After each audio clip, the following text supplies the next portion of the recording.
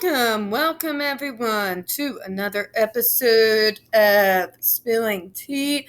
I am your host, Tiffany Daniels, and once again, folks, we are going back to the JRC, going back to the FDA Executive Summary for April the 24th, 2014. Now, the topic today that we are getting ready to go over, just warning, straight off the bat, there will be ranting. Just wanted to get that out there. Just right off the bat, Also, another warning. Hair is still drying and therefore is everywhere. So, please forgive that. Sorry. Now that the awkwardness is over, just a few reminders, folks. As always, the link to this everlasting freaking document, you're going to be able to find that in the description box, as well as the petition to shut down the Judge Rotenberg Center. If you haven't already signed it, please do. Also, the topic we are about to go over today is especially troubling and triggering. So, if you could, folks, have young children, please put in your headphones. All right. So without further ado, today we are moving on to 4.4.38 ECT. Again, that is electroconvulsive therapy. The use of ECT in pediatric and adult patients with intellectual and developmental disabilities with self-injurious behavior, abbreviation SIB, and aggressive behavior is an area of growing interest, with multiple reports demonstrating both safety and efficacy in reducing SIB and aggressive behavior without serious adverse events. Aziz et 2001, Rienblatt et al. 2004, Ray and Walter 1997, Watchell et al. 2009. Now, as we know, that is the biggest load of bullshit I've ever heard. Safe with no adverse effects, my ass. It has actually, folks, had quite a few studies about how dangerous it is, but the FDA likes to toe the line and kiss people's ass so that they don't get in trouble. Whatever. Tell that to Andre McCollins. Moving on. Through ECT is also utilized an electrical stimulus applied to the skin. It is different from ESD for aversive conditioning in several important ways. The idea of aversive conditioning fails, okay? You're abusing people. That's it. Call it what it is. Sorry. First, the purported mechanism of action of ECT involves the initiation of seizure activity from the applied electrical stimulation. The purported mechanism of the action of ESD involves aversive conditioning that is accomplished by inducing some level of pain and discomfort from applied stimulus. The idea on the outset is ridiculous. So these people have these issues, right? It's self-injurious behavior, right? So you're going to stop them by inducing more pain. Again, folks, that logic will never, ever make sense to me. Ever. Moving on. ECT is administered in the U.S. under general anesthesia. Therefore, individuals generally do not experience pain and discomfort from the stimulation. ECT and ESD for aversive conditioning also differ in terms of indications for use. ECT is indicated to treat depression and other psychiatric conditions. It is not indicated to use to treat SIB and aggressive behavior in individuals with limited intellectual ability or those with various developmental spectrum disorders. Another distinction is ECT typically has a defined time limit course of treatment. ECT devices are regulated under 21 CFR 8825940. More recently, Watchell and colleagues, 2011, reported the successful use of ECT in an 11-year-old boy with autism and a 4-year history of psychotropic-resistant bipolar affective disorder, associated with dangerous episodes of self-injurious and aggressive behaviors, placing his caregivers and himself at significant safety risk. Again, here we go. Here we go again. It is blame the victim with these people. I swear to God, quit justifying abuse. There's no justification for punishing someone for things that are outside of their control. There are other ways to go about it, but you people just want to keep insisting on this aversive stuff, keep insisting that you've tried everything except the most obvious solution of all. For the love of God, how many times do I have to say it? Behavior is communication. God.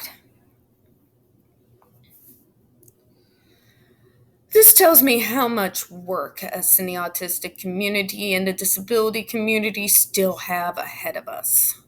Jesus Christ. Okay.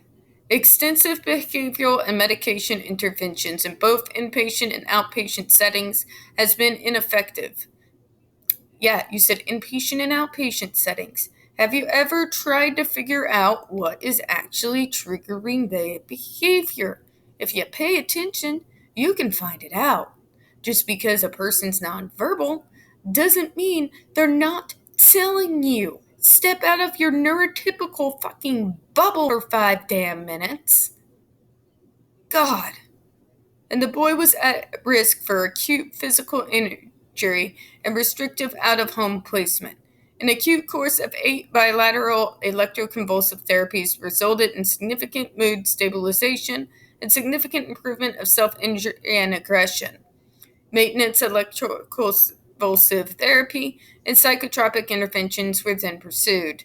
No ECT-related complications have been reported in any of the case series in which ECT was utilized to treat SIB and aggressive behavior to date. This is what I keep saying, folks. All these people, they are so freaking browbeaten and have drinking the Kool-Aid of that freaking medical model that they refuse to step out of the side of the box and pursue the most common sense thing in regards to these behaviors. These behaviors aren't just happening out of nowhere. There is something that is triggering it. And more often than not, when they talk about what's triggering it, they're coming at it from a neurotypical perspective. And therefore, hate to say it, they're talking out their ass. People need to step out of their neurotypical bubble and think what affects people on the spectrum.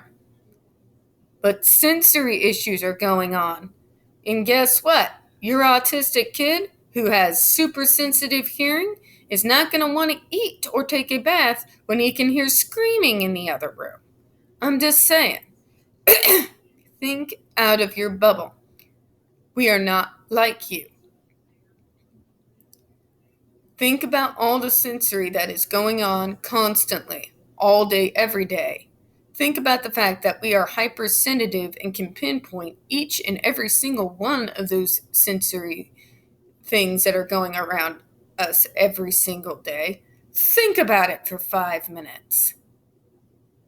If your kid is eating and all of a sudden they stop and they get really upset and they are screaming, chances are, while they're eating, something with sensory issues is going on. It's not that deep. It's not that hard to figure out. Just saying. Oh God, it gets worse. Water mist spray. Are they cats? Are we cats? Are you just going to try to spray us on the snoot? The use of water mist spray is considered to be a type of adversive conditioning and or punishment. Oh, that's going to make people really want to take a bath. Typically, the stimulus involves spraying water directly into the face of the individual. which is often perceived as an aversive event. The first use of the procedure was reported by Peterson in 1968, who evaluated effectiveness as a treatment for SIB in a severely intellectually disabled boy. The technique of water mist spray was discovered somewhat serendipitously, as the boy's mother reported that she had reduced his tantrums by pouring water on him. Subsequently, Peterson and Peterson, 1977, evaluated the effects of response contingent water as a punisher and demonstrated some reduction in SIB in a developmentally disabled boy. However, complete suppression of SIB was not achieved. Gee, really? You think? Okay, if you ever have a cat and you use a spray bottle and they run away for a minute and then you turn around and they're right back at the bookcase pulling the books out, same thing, people. First of all, quit trying to train us like we are freaking animals. Really? Really? Number two, if you absolutely feel the need to compare us with animals, let's think for a minute. When you do spray an animal for inappropriate behavior, how long is it before they are again doing that behavior after they ran away initially? Yeah, okay? God, what the hell is wrong with people? Murren and Cornegay used water mist spray in the treatment of a variety of SIBs in a profoundly intellectually disabled girl. Each occurrence of SIB was followed by a verbal reprimand in water in the form of a fine mist was sprayed into the patient's face. The results demonstrated a rapid decrease in SIB, and the patient was subsequently able to receive positive reinforcement for engaging in appropriate behavior. Murphy et al. 1979 reduced self-choking with response contingent water and reinforcement for alternative behaviors in a profoundly developmentally disabled boy. Dorsey et al. 1980 evaluated the effects of water mist spray on SIB in 7 profoundly developmentally disabled persons with hand biting, skin tearing, and head banging. I can tell you right now, it would have not stopped me. Spraying me in the face would have done literally nothing. Just saying. Similarly to previous studies, there is substantial reduction but not complete elimination of SIB. Singh et al. 1986 compared the effect of water mist spray with either facial screening or contingent exercise. Water mist spray was as effective as facial screening in suppressing face slapping. However, it was not as effective as facial screening for finger licking or formed arm exercise for excessive ear rubbing. These results suggested that water mist spray is effective. It may be less so than alternative procedures. It's also demeaning as hell. Overall, the use of water mist spray may be an effective technique for reducing SIB. However, various parameters for most effective use of this technique, frequency of sprays, water temperature, distance to face, etc., have yet to be investigated. Bitter substances. This is just, oh my god. Similar to physical restraint and water mist spraying, bitter substances have been used as aversive stimuli in the treatment of maladaptive behavior in young children. Mayhew and Harris, 1979, demonstrated the effectiveness of lemon juice in treating face punching and head banging in a profoundly developmentally disabled boy. Yeah, that wouldn't. The only thing that sort of thing would do with the sensory would probably cause me to become that much more violent towards myself and all near furniture, walls, and doors. Just gonna say it. A small amount of lemon juice was squirted into the patient's mouth each time he engaged in a self-injurious act. However, the total amount of lemon juice per day was restricted to a relatively small amount to avoid potential medical complications of excessive citric acid injection. There have been virtually no studies reporting the use of bitter substances to treat SIB and aggressive behavior since the late 1970s. Thank God! Ugh. Facial screening 4.4.3.11. Facial screening is considered to be a mildly adversive stimuli that has been used as a punisher to modify a variety of maladaptive behaviors in children, including SIB and aggressive behavior. There are several variations of facial screening. The most common include covering the patient's face with some type of covering, usually a terry cloth bib, for a few seconds, allowing a self-injurious or aggressive behavior. Singh 1981, Luchter 1978 reported the effects of facial screening on head and face slapping in a 20-year effects of facial screening on head and face slap. Okay, I'm gonna reread that. I'm sorry. Bleh. The common include covering the patient's face with some type of covering, usually a terry cloth bib, for a few seconds following a self-injurious or aggressive behavior. Singh 1981, Luchter 1978 reported the effects of facial screening on head and face slapping in a 20-year-old developmentally disabled male. Well, if that's not freaking disturbing, really? You're gonna cover their face. Why don't you waterboard them while you're at it? Really? Really?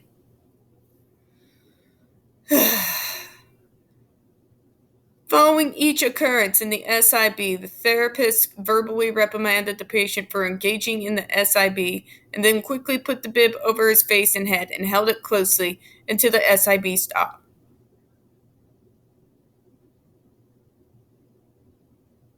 That's...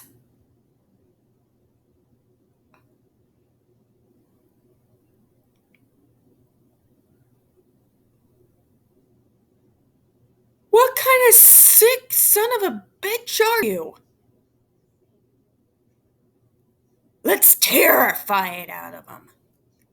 God, I hate these people. This technique proved effective in reducing but not eliminating SIB. Siegbab et al. 1978. Yeah, no, you remove that freaking cloth, you're going to see whether it's going to stop my aggression. Just going to say. Treated multiple SIBs in a profoundly developmentally disabled boy who also had brain damage. They found out that the suppressive effects of facial screening generalized to both SIB and aggressive acts. Of interest, after repeated administrations of facial screening technique, the authors found that simply pressing the bib without actually covering the patient's face was not effective in reducing SIB and aggressive behavior. Watson and colleagues, 1986, examined the effects of following the self-injurious finger-sucking of two profoundly intellectually disabled persons by 5 seconds of either facial or facial screening were compared using an alternative treatments design. The two screening procedures reduced self-injury more than a no treatment control condition. Visual screening was more effective than facial screening for one of the subjects. Subsequently, when the only treatment was visual screening, the contrast in the effect of self-injury between the visual screening and no treatment was further increased. You all are fucking sick. You know that you're torturing the kid so that they don't hurt themselves. How does that work? How does any of this make any sense? Why would you think that punishment for a kid who is punishing themselves is gonna work? I can tell you right now, anybody wraps anything over my face, and I'm gonna fight like hell. When that wrapping comes off my face, there's gonna be hell to pay. Hell to pay. Just saying. Just saying is all. There would be hell to pay. Moving on. Summary of benefits and risks for treatments in SIB and aggressive behavior. Okay, we're going to leave off here. Folks, we've gone over at least 3 alternative treatments. We went over ECT. We went over a couple of others, both that were extremely horrifying. For example, we went over water misting, which basically treats us like animals, and tells us that we have the minds of small cats. Bitter substances, which thankfully has been discontinued, thank God for small favorers, and the horrifying idea of facial screening, where when one engages in self-injurious behavior or aggressive behavior, they wrap a cloth around your face and pull it tight. Yeah, you have it right here. It's freaking disgusting. Okay, the fact that these methods are even being discussed at all, as alternatives to the horror show that is the Judge Rotenberg Center, is basically proving my point. You remember, folks, when I told you the Judge Rotenberg Center was certainly the most notorious in regards to what goes on in regards to their autistic students, but were by far not the only ones engaging in similar treatment of autistic people and people with disabilities. This was the exact sort of thing I was talking about. Things like facial screening, things like water therapy, as some people call it, things even such as freaking bleach therapy, believe it or not. No, I'm not kidding. I wish to God I was. Yeah, yeah, it's still a fight that's far from over. We take care of the Judge Rotenberg Center, yes, but as you can see, there is still so much work to be done. There is so much that is wrong with the medical model and its many methods of adversive therapies. It's not even funny. It's not even funny. This is sick and it is sad, folks. It really, really is. None of these alternative treatments should even exist, let alone be discussed as alternatives to another form of torture. You're essentially saying one way we can do this is replace one form of torture for another. That's not how this works. That's not how any of this works. I've got my work cut out for me. Oh well, might as well get to it, huh? Alright, folks. Now that I got that out of my system, that's all we got here for now. Now, I will be doing a follow-up. It will probably be a real short video, a small update on the JD versus AH case I will go ahead and cover for you. But that's all for this particular video. Now, folks, as always, we don't get that many views on this channel, especially for the videos that are covering the Judge Rotenberg Center. So if you could, please don't forget to hit that like button, hit subscribe, don't forget to hit the comments. Again, please, if you have not already signed the Shut the Judge Rotenberg petition, please go into the description box. The link is right there. Just click and sign your name. We would really appreciate it. Also, if you could share that on all your social media, let people know this is still going on. All right. Thank you so much. Now, we don't get that many views on this channel. The few that we do get do tend to get removed from time to time. So if you could, folks, please don't forget to hit that like button. Hit subscribe. Don't forget to hit the comments. I do appreciate your time this afternoon. And as always, folks, we here at Smelling Tea hope you have a good one. Bye-bye.